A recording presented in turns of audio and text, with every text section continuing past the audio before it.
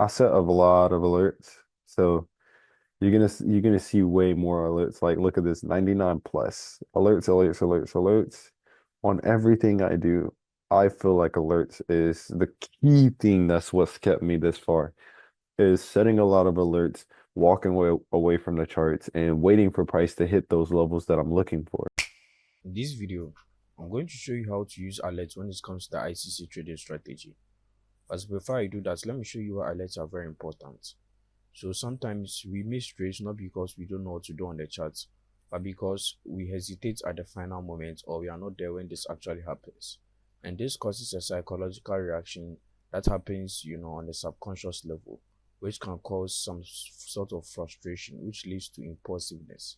And then when you are impulsive, you start making decisions that you're not supposed to be making.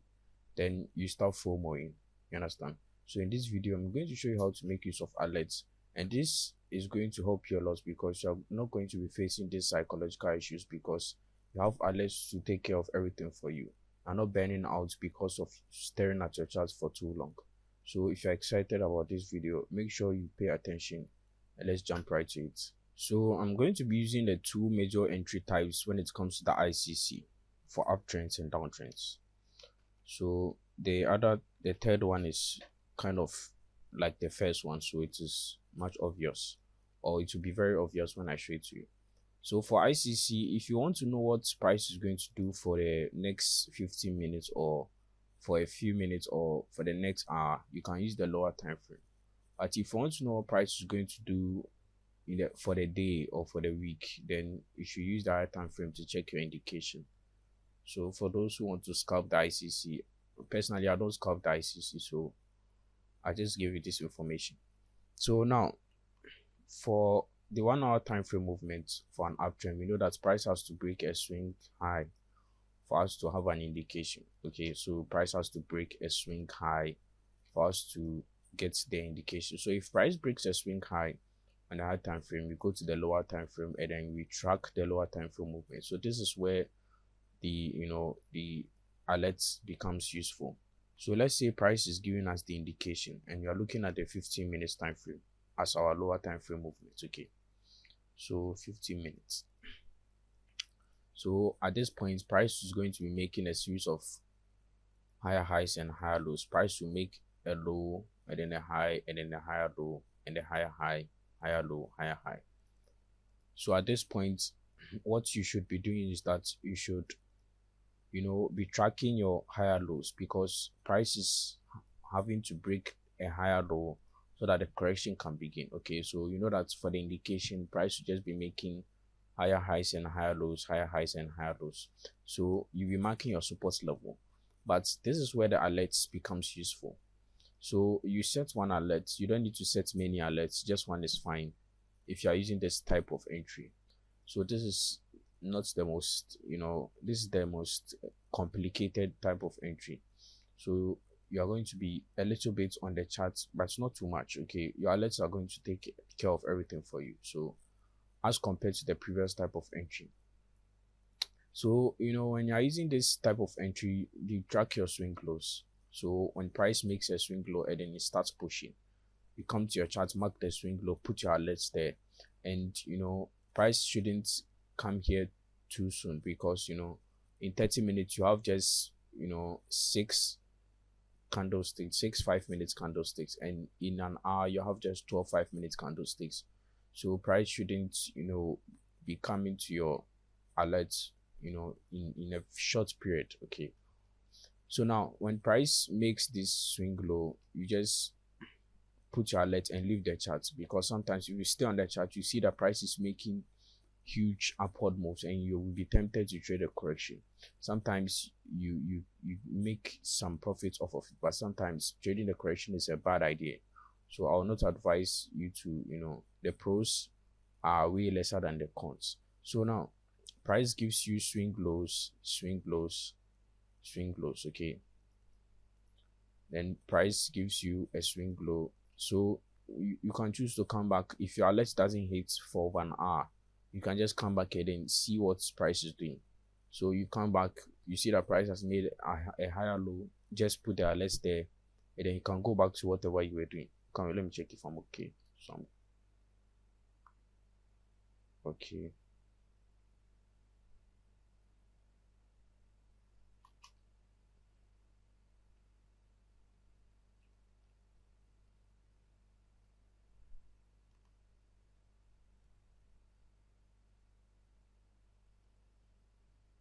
Okay, so I'm good. So price will be making swing lows, and all you should do is move your alerts to these swing lows. You leave swing low, you come back, price has made a swing low, you move your alerts. Simple as that. So all you're waiting for is for price to come and finally break this alert. Now, this, remember, when price breaks this swing low, it doesn't mean price is turning bearish because it still gave a high. This might be a liquidity gap. What confirms that price is actually bearish is when price makes a lower high and then comes back below this level. Now, this is where price begins its correction. Okay, so price starts by making lower highs and lower lows. So at this point, you should be tracking your resistance levels. Okay, your resistance levels. Why are you tracking your resistance levels? So you are tracking these levels because you can see that price made a new high, new high, new high until it's made a lower high here, another new high. When you compare it to this high, you can see that it's lower. Okay, so you're waiting for price to make a lower high, so you'll be tracking your resistance levels this time because you're waiting for price to break them to show you that, okay, the continuation might begin. So get prepared. Okay, get prepared. And I'm going to show you a gold and an euro USD example, so don't worry. So you can see that price will be making resistance levels, resistance levels, resistance levels. Okay, price made this resistance level. You just move your alert and then get off the chart. Don't be on the chart because it doesn't actually do you any favor, because you'll be seeing price making impulsive moves and you'll be tempted to take the trade and it is not worth it. Don't trade the correction and the indication. So price is giving you, swing highs, swing highs, swing highs. So you mark your swing highs or your resistance levels, then you just keep moving your alert to those resistance levels. So price makes this resistance level, put your alert over there and then leave the chart. Come back later on, price makes another resistance level, put the alert and leave the chart. You do the same thing until price decides to hit your alert. Now the moment price hits your alert, okay, you wait for price to make a higher low. Then most of the times you don't move your alerts. You leave the alerts, or sometimes when you're setting the alert, you can make sure that you set it this way, such that when price comes there, it will hit your alert every time, because you don't want price to hit the alert and then you are not close to your phone, so you didn't, you are not able to take notes. You want price to be spamming the alert. Or you can also set it for when price is also moving only upward for the for the buys, so that you receive when price is crossing up. Okay, so if you are taking buys, you can set it for when price is crossing up, so that you only get the alert if price keeps spamming the cross up alert. You understand? But you can just set it to crossing and then set it to every time, so that price will be spamming your alert, so that you can be active when price is making the the continuation that you're supposed to trade off of. Now what this does is that this helps you a lot with your hesitation, because you have been tracking this thing throughout, from the beginning to the end. So when price finally gets there, you don't hesitate. So it helps you solve this psychological problem. So once price gets there, you know that, okay, it's game time. I've come to make a decision. The moment you take your buys, put your stop loss, just get off the charts. Okay, so if you are someone who goes for the 1:3 in the beginning, you can choose to go for 1:3 first. You put your alerts at where the 1:3 is. So if this is 1:3, you put your alerts where price is about to hit this. Okay, so don't come back to your chart until price has hit your alert, because sometimes what happens is that when you come to price might be here, and then you just come in when you want to check randomly, can see price back here, and then people start panicking, only to maybe get out, and then price eventually goes back and even extends more, and then they could have earned more. Okay, these are mistakes that I've done before. So it will help you psychologically if you don't come back until what your alerts have been hit. You can also set an alert for halfway of your stop loss so that if price is going to hit your stop loss, you are prepared. But do not get out of the trade. Never get out of the trade. It's either TP or stop loss. Okay, so that might be my own decision, but you can also decide to move your stop loss once price is way above, and if there's a swing low, you can also move for those who want to hold your trades. But okay, it depends on your own risk management, so you can do what feels best for you. So for downtrend examples, I'm just going to flip this over, and then the rest is downtrend. Okay, so downtrend.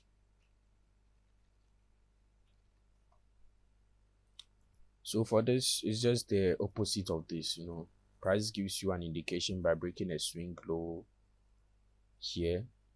So what you do is that you track your movement on the lower time frame. So when price is making the correction, it's going to be making series of lower highs and lower lows. So this time you are tracking the resistance levels. Okay, you are tracking the resistance levels that price is giving you. So you are just moving your alerts to these resistance levels. If you want, okay, I just sometimes when you come, you already see the indication, so it starts from the correction. Okay, but it depends. Okay, so mostly to start from the correction.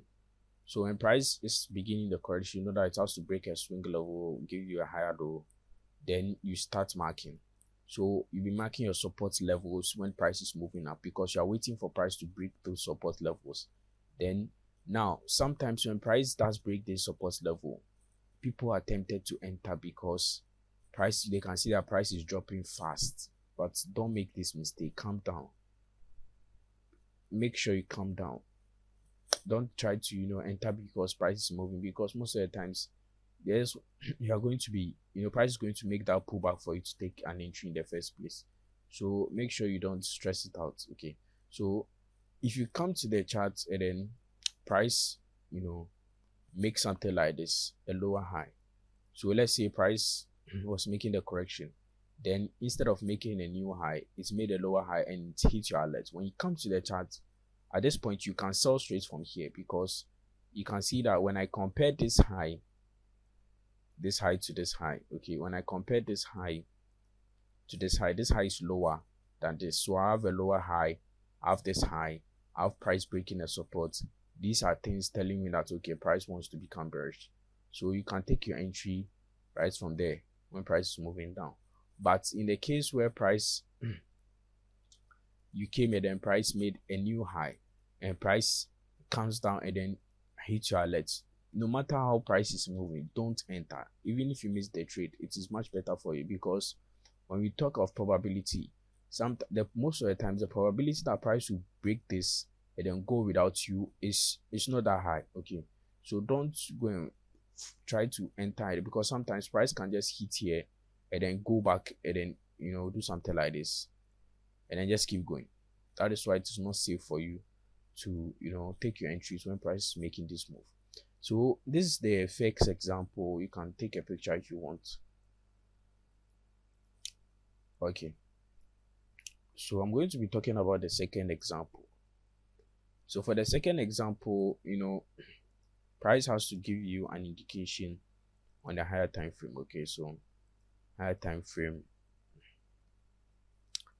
1 hour time frame. So when price gives you this indication, you're going to have your your area here, your indication area. So let me quickly change this to uptrend. So we have uptrend. So what we do is that we wait for price to break a swing high like this, like so. Then normally you just wait for price to correct and correct and correct back to this level. So most of the time this type of entry works mostly when price comes back to this level. It doesn't work if price doesn't come back to this level. The third type of entry when it comes to ICC. It doesn't work if price doesn't come back below this level. So the third type of entry comes when price comes back below this level. and then it's going back up. So your alert will be where the indication happened in the first place, and then when price comes back there, it is going to move up. But I said again in the previous video, I told you that I'll discuss this with you. This type of entry, there's one thing about this type of entry. Most of the times for price to come and give you this, most of the times a 15-minute or a 5-minute ICC is going to happen here. Right? But people who don't want to go off of that entry are going to take buys only when price gets here, because sometimes people just take entries when price comes back above this level. But when price comes above this level, you have to ensure that the lower time frame that you are working off of has actually turned bullish before you can take this form of entry. Most of the times, okay. Now the reason is because sometimes the lower time frame might not have turned back bullish, but it's coming towards this level. So people will take the entry and then price to just do another thing, and it's going to hit that stop loss. Even if you take this entry, okay. Even if you take this entry, you have to make sure that your stop loss is, or you are using the higher time frame stop loss, not the lower time frame stop loss, meaning that you're going to get a much smaller risk reward ratio. So if you are using this type of entry, you are obliged to use the higher time frame stop loss, because anything can happen because of these sellers over here. Price can come above this level, but anything can happen. Okay, anything can happen for price to just come and mess around in this area without turning back bearish by breaking this higher time frame support level, without turning back bearish on the daily time frame. Anything can happen. So if you are taking this type of entry, it is advisable. I'm not telling you should do, but it is advisable for you to use the higher time frame stop loss, because it is much safer for you. Okay, so this is just something I learned along the way, and I'm deciding to share my experiences with you. So this is the second type of entry. It's not much. You just put your alerts above, slightly above where price, because you're going to have an area there. So your area is you're going to put it above that area. Okay, so you only enter if price hits that, and then your stop loss is safer when you're using the higher time frame stop loss. There was a trade on EURUSD, and I think someone was asking that question, and my answer was, for EURUSD, price was still bullish. So I think it is the same thing. So I'm going to show an example like that. So I'm going to move to the examples that I'm going to be showing you for the types of entries that has to do with alert, setting of the alerts. So for the first trade, I'm going to be looking at EURUSD with you. Okay, so it's actually bullish. I flipped the charts. Okay, so this is EURUSD 4-hour time frame. Okay, so last time price made an indication here. You can see price made an indication here. As you can see, this is just last week Thursday, I think so. This should be last week. Yep, the indication was last week Thursday, as you can see. So price made this indication. I remember I was tracking this, and it's got to, I think the trade happened on a Friday. So price gave us an indication, but I didn't take this trade. So those of you want to ask, I didn't take it because I wasn't on the charts when the trade actually happened. I think my alerts got hit, but I still didn't take the trade. But I just wanted to go live very soon. That is why I just wanted to get some funds and go live. But anyway, so price make this indication. Okay, price made this indication by breaking this swing high level. Okay, so you go to the 1-hour time frame. Go to the 1-hour time frame. You can see the indication very clearly. Okay, you can see the indication very clearly. Price broke that level. Okay, but because of the way the 1 hour was like this, that is why I had to use, because 1 hour made a bearish indication, but it came to break this swing high again by making another bullish indication. You understand? So we had to go off of this bullish indication, not the bearish. You can see that if you had sold off of this, you'd have been in trouble, because price made a bearish indication. It had to correct and then sell, but rather it came straight away to make a bullish indication. So after price made this bullish indication, we had an indication that no, we're supposed to track. So we go to the 15 minutes and then see if the information was enough for us to take this. So I don't think the information on the 15 is too much for us to be able to take. So let's see what the 5 minutes showed us at that level. So again, this is the indication. So right when you came, I'm pretty sure you would have seen the indication already. So you would have been trying to, trade the correction and a continuation. But let's take this step by step without skipping anything, and let's see what's going to happen. So you can see that when price made the indication, we made this swing low, or price made this swing low. Okay. So at that moment, your alerts would have gone here, but you wouldn't have known the indication had happened. So at this moment, you've not even started setting your alerts yet. Pay attention, because you only mark after the indication has happened, right?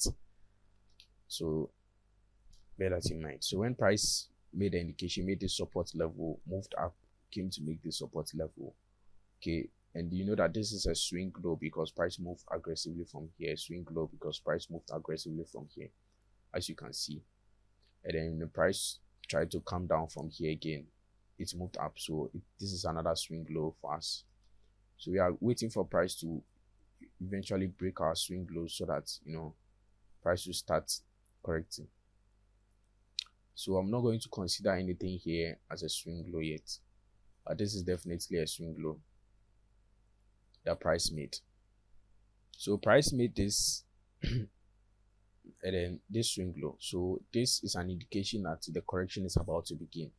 Okay, but what actually confirms the correction is if price goes back without breaking this resistance level here, because this is what caused this break here.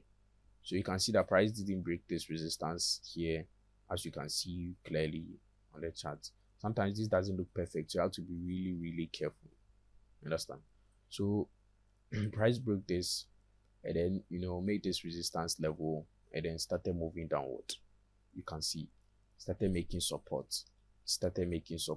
a resistance level. Sorry, these are resistance level, not support levels. I keep saying support.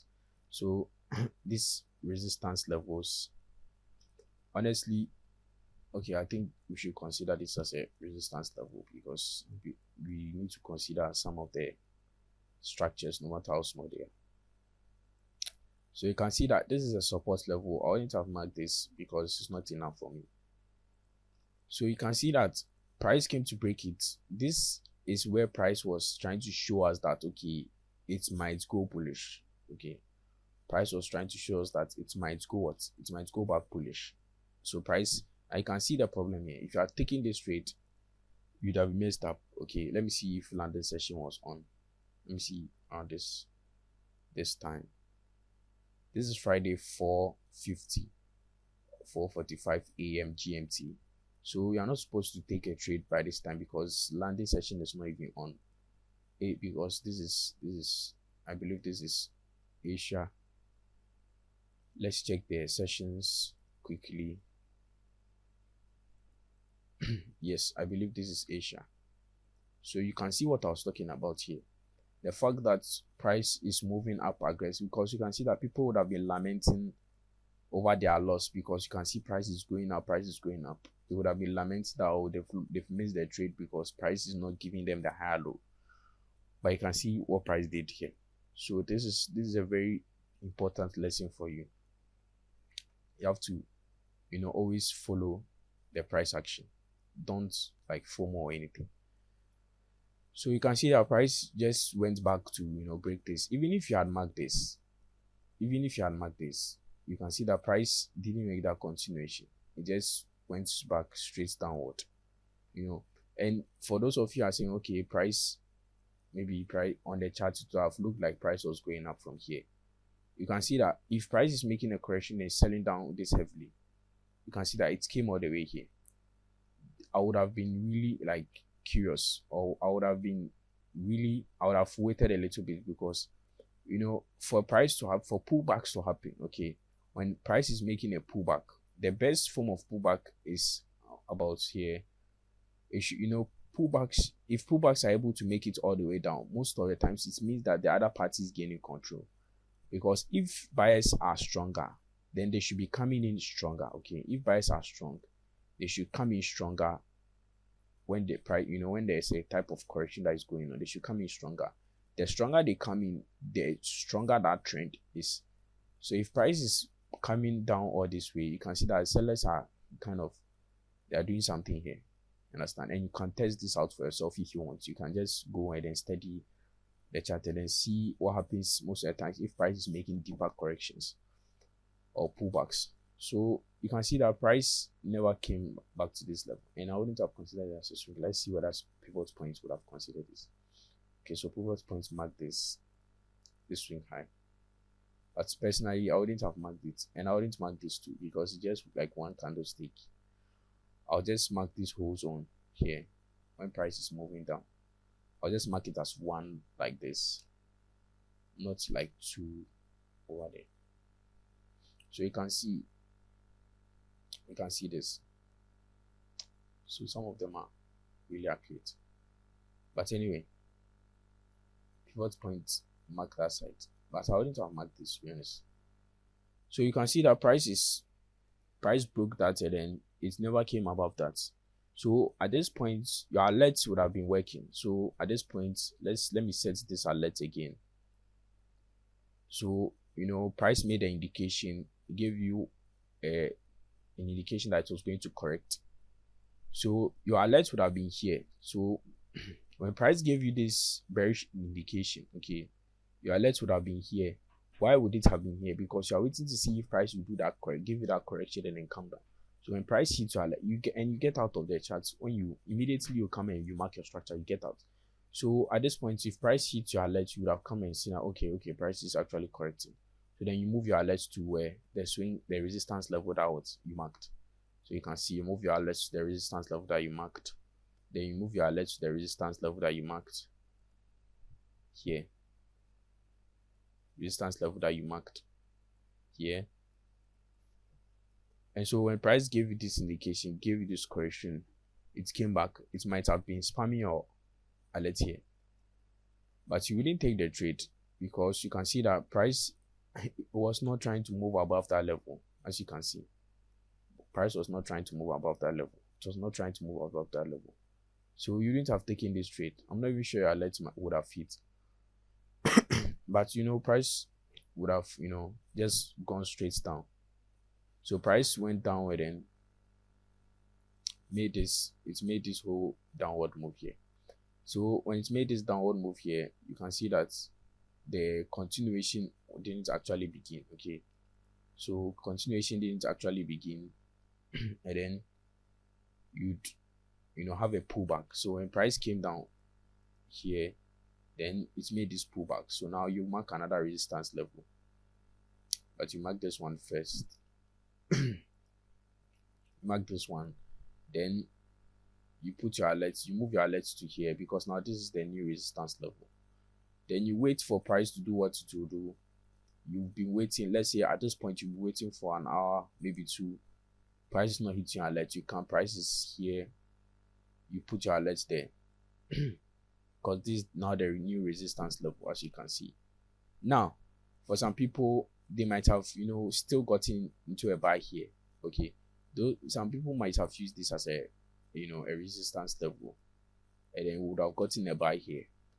Now don't worry if you got a buy. Even if you got a buy here, sometimes you should have your rule should have at least two trades. No, not more than, normally I don't take more than 2 trades per day. So if the trade actually fails, it might have been due to a liquidity grab, and then when the trade actually happens again, you have the chance to take it, because if you were to make, let's say 1:4, and then you lost let's say you lost here because you made this mistake, your next trade, if you get everything right and you win, it will make up for it. So if you win a 1:4, that loss is covered for and you have 3x. If you made a 1:3, that loss is covered for and you have 2x. So you shouldn't be worried even if you lose here.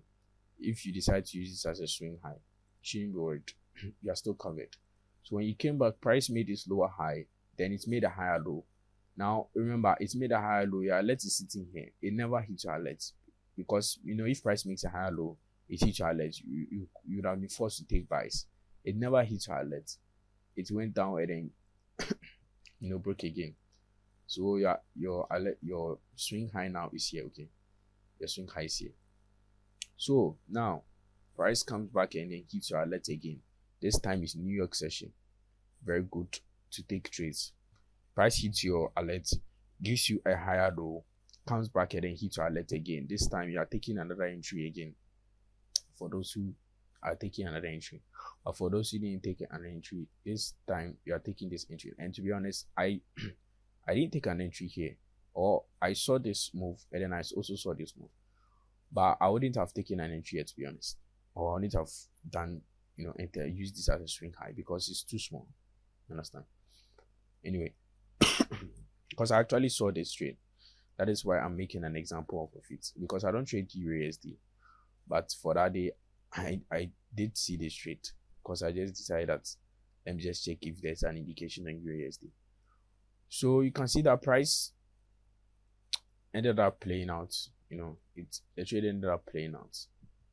It ended up playing out. And if at this point, let me see, at this time, you would have gotten a, let me see, what is the risk reward? 1:4 here. Let me see, at this time, 7:35, 5:35, 17:30 GMT. So at this time, I would have been on the charts. Let me see. This time is around 18 o'clock GMT. I'm not on the chart. So when this happened, because normally I would have targeted 1:3. That is where my alert would be if price hits it. And then let me see the time price hits it. This is for me personally, by the way. I wouldn't be around the charts by 17:10. I'll be doing another thing. So price should have hit it, and then maybe I would have come back later to see price doing this. So my point is that, so my swing, my stop loss should have actually been here, because I would have tried to like trail my trade or something, and then my stop loss would be here, because you can see that this we're supposed to target here, because this is, but you got way more of it. So this should have been my stop loss level. Anyway, so the point here is that using the alert, so you can see that how the alert plays a part here, because not only are you saved from trading impulsive movements, okay, because I know somebody might have taken these buys, because price is making this strong upward movement here. Somebody might have taken these buys because you can see price pumping, because he was staring at the chart and seeing big moves kind of trick him into thinking that the continuation is actually in. And although if your stop loss had gone here, you'd have been fine, but this is not a safe thing to do. I am begging you, if you want to work on your psychology right now, just it is a win for you if you followed your if you were calm with your trade and then you lost, than to win your trade and then not be calm, or you won your trade because of an impulsive move, because that impulsive movement is going to come back at you in another trade and another trade. Sometimes when you do things, you're supposed to think of like the long-term outcome of it. If you keep trading the correction, it's not always that the correction is going to be deep. So sometimes it might be shorter, and it will still price will make the continuation. So if you trade a correction always, and then you are expecting that okay, price will give you some type of bread when price is making the correction, you're going to like have this mindset all the time. So when price doesn't actually make deeper corrections, you're going to be missing trades that might have been a strong win for you. So it is not worth it.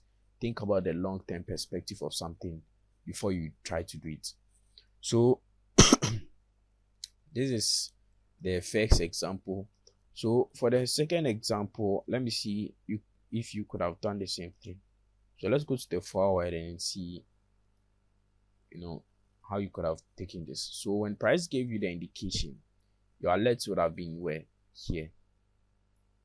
Your alert would have been here, and then price came back below that level. So that's something that you'd have marked, or I think your alert should have been here. should have been here because you are marking above that swing level because price closed out here. So price is here, came back below this level. Going back, you would have taken your entry because you are led to be, above that swing or above that zone that you marked.